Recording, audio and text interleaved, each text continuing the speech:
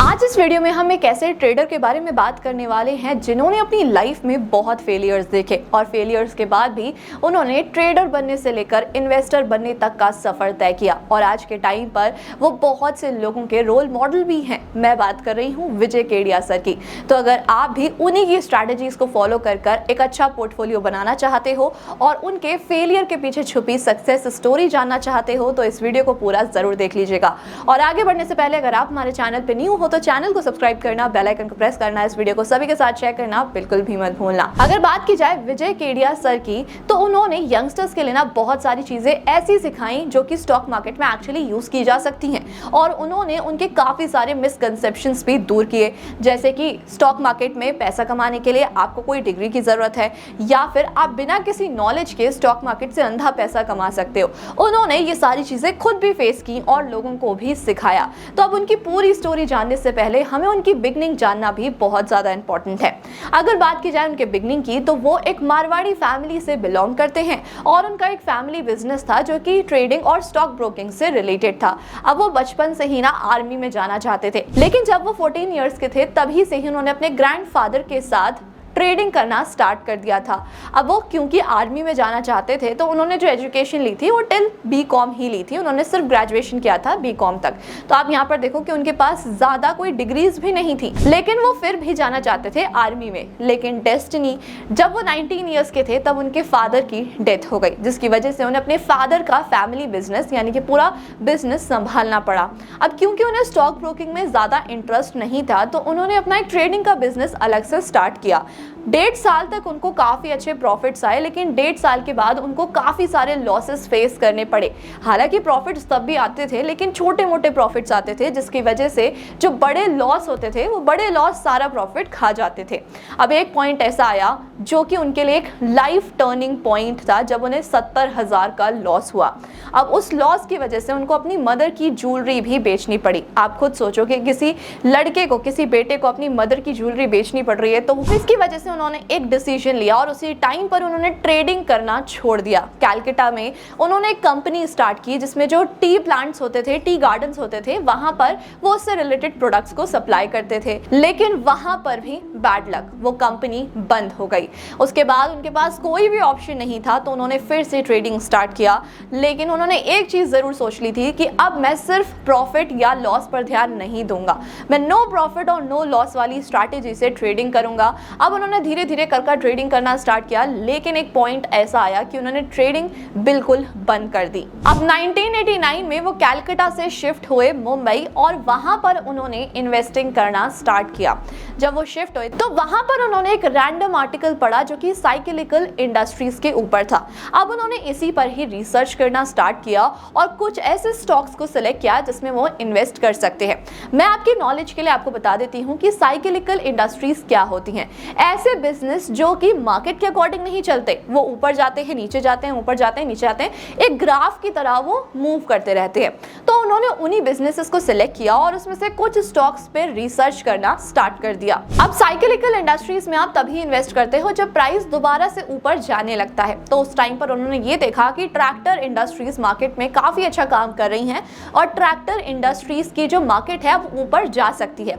उसी टाइम पर उन्हें पंजाब ट्रैक्टर्स कर एक कंपनी मिली। उस कंपनी पर उन्होंने रिसर्च करना स्टार्ट किया। उन्होंने ये देखा कंपनी के फंडामेंटल्स कैसे हैं, पी रेशियो कैसा है, वैल्यूएशन कैसी है, और उसके बाद उन्होंने उसमें इन्वेस्ट कर दिया। अब जब उन्होंने वो शेयर्स खरीदे थे वो अराउंड 50 रुपीज थे, लेकिन एक पॉइंट ऐसा आया कि उसका प्राइस 500 रुपीज हो गया। आप सोचो कि वो 10 टाइम्स बढ़ गया। उसके बाद आता है हर्षद मेहता का टाइम, जबकि मार्केट में काफी ज्यादा बुल रन चल रहा था। उस टाइम पर भी उन्होंने एसीसी कंपनी के काफी स्टॉक्स खरीदे थे जो कि लगभग 300 की प्राइस पर खरीदे थे और आफ्टर सम टाइम, सिर्फ एक साल में उनका जो प्राइस था वो 3000 रुपीज पहुंच गया था। अब इससे उनका बिलीव काफी ज्यादा इंक्रीज होने लगा इन्वेस्टमेंट की तरफ। उनको ये बिलीव होने लगा कि इन्वेस्टमेंट बहुत ही ज्यादा आसान है, लेकिन हम उसे कॉम्प्लिकेटेड कर देते हैं जब हम दूसरों की टिप से इन्वेस्ट करते हैं, क्योंकि दूसरों की टिप से हमेशा हमें लॉस ही फेस करना पड़ता है।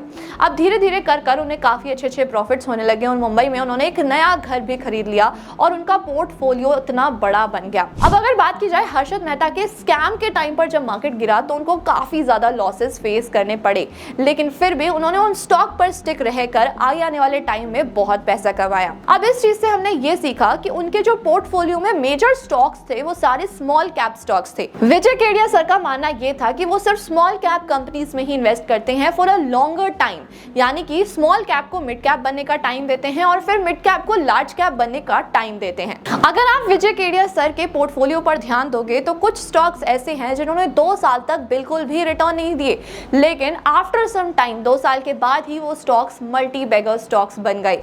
विजय केडिया सर ने स्टार्ट तो किया था 35,000 रुपीज से, लेकिन आज के टाइम पर उनकी नेटवर्थ है 700 करोड़ रुपीस, और इस टाइम पीरियड में बहुत सारे मल्टी बैगर स्टॉक्स आए, जैसे कि अतुल ऑटो। अब विजय केडिया सर का मानना यह भी है कि जो भी स्टॉक आप चूज करते हो उसका मैनेजमेंट सबसे ज्यादा अच्छा होना चाहिए।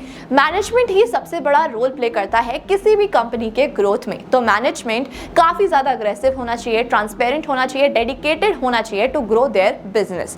जैसे कि हम एग्जांपल ले सकते हैं आईसीआईसीआई का। अब जब आईसीआईसीआई को चंदा कोचर संभाल रही थी तो उनके मैनेजमेंट के टाइम पर ये कंपनी बिल्कुल भी अच्छा काम नहीं कर रही थी, बट जैसे ही मैनेजमेंट चेंज हुआ तो कंपनी ने मल्टी बैगर रिटर्न्स देना स्टार्ट कर दिया। इसीलिए विजय केडिया सर का ये मानना है कि कंपनी में जो मैनेजमेंट है वो सबसे बड़ा रोल प्ले करता है। अब अगर बात की जाए उनकी स्ट्रैटेजीज की कि उन्होंने स्टॉक्स को कैसे चूज किया टू इन्वेस्ट इन, तो उनकी सबसे इजी और सबसे अच्छी स्ट्रैटेजी है स्माइल। अब इसमें S का मतलब होता है स्मॉल इन साइज, M का मतलब होता है मीडियम इन एक्सपीरियंस, L का मतलब होता है लार्ज इन एस्पिरेशंस और E का मतलब होता है extra large in market potential. और इसी स्ट्रैटेजी के अकॉर्डिंग वो अपने स्टॉक्स को चूज करते हैं।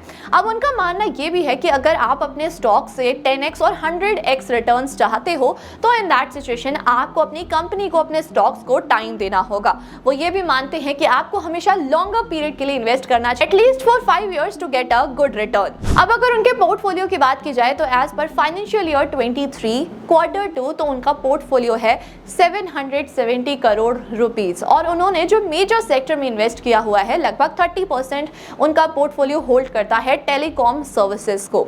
तो आप इस तरीके से उनका पूरा पोर्टफोलियो चेक कर सकते हो कि कहां पर उन्होंने कौन से स्टॉक में कितना इन्वेस्टमेंट किया हुआ है। अब देखा जाए तो उनकी जो होल्डिंग्स है वो लगभग 10 सेक्टर्स में है या फिर उससे ज्यादा भी।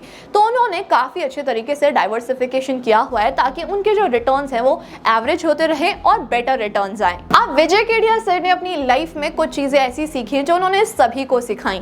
सबसे पहला, किसी के भी टिप्स पर आपको इन्वेस्टमेंट नहीं करना चाहिए। दूसरा, अगर आप इन्वेस्टमेंट करना चाहते हो, ट्रेडिंग करना चाहते हो, तो इन दैट सिचुएशन आपको कभी भी पैसा बोरो कर नहीं करना चाहिए, क्योंकि वो आपके लाइफ टाइम के लिए एक डेट क्रिएट हो जाता है और it can lead to a death also, क्योंकि ट्रेडिंग हमेशा बहुत ज्यादा रिस्की होती है। तो आप उसमें कभी भी फिक्स्ड परसेंटेज ऑफ रिटर्न नहीं एक्सपेक्ट कर सकते हो। उसके बाद अगर आप ट्रेडिंग कर भी रहे हो तो आपको कभी भी ये नहीं सोचना कि वो आपकी लाइवलीहुड को चला देगी। आपको कभी भी ट्रेडिंग पर अपने लाइवलीहुड के लिए डिपेंडेंट नहीं होना है। और उन्होंने फोर्थ लर्निंग ये दी कि never repeat the same mistake. जैसे कि उन्हें पता चला कि उनके लिए ट्रेडिंग नहीं बनी है, वो ट्रेडिंग से बहुत ज्यादा लॉसेस फेस कर रहे हैं, तो उन्होंने ट्रेडिंग बिल्कुल छोड़ दी and he shifted to investing. और इन्वेस्टिंग से उनको काफी अच्छे रिटर्न्स भी मिले। और उनका लास्ट लेसन ये था, you can start with trading but you have to end up with investing. जैसे कि हम सब जानते हैं कि हर ट्रेडर, कितना भी अच्छा ट्रेडर हो सकता है कि वो स्टार्टिंग एज में ट्रेडिंग करता भी हो, but he will end up as an investor. So at last I hope आपको विजय केडिया सर के स्टोरी से काफी अच्छी इंस्पिरेशन मिली होगी और आप इन सभी स्ट्रैटेजीज को, इन सभी लर्निंग्स को अपनी लाइफ में जरूर अप्लाई करेंगे। आपके रोल मॉडल कौन है और आपको ये स्टोरी कैसी लगी, कमेंट करके जरूर बताइएगा। इस वीडियो को जितना हो सके उतना शेयर कर देना ताकि हर कोई अपनी लाइफ में इन स्ट्रैटेजीज को यूज कर सके, इन लेसन्स को यूज कर सके। और ऐसी इंफॉर्मेटिव वीडियोस को देखने के लिए हमारे चैनल को सब्सक्राइब करना, बेल आइकन को प्रेस करना बिल्कुल भी मत भूलना। Thank you so much.